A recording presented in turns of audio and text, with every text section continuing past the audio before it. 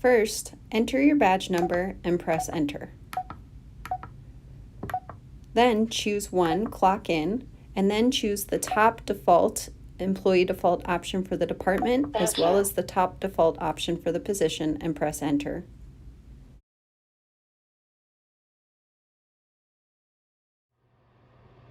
First, enter your badge number and press enter. Next, choose number 1, clock in, and press enter, and then choose your department number and press enter, and then type in your position number and press enter. The clock will then say thank you. Type in your badge number and press enter. Next, choose option 3, transfer, and press enter. Then choose the applicable department number and press enter, and then choose the applicable position number and press enter. The clock will now say thank you.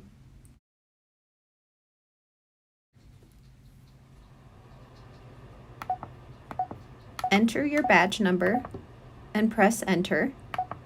Choose option 2, clock out, and then press enter. The clock will now say thank you, and you've punched out for the day.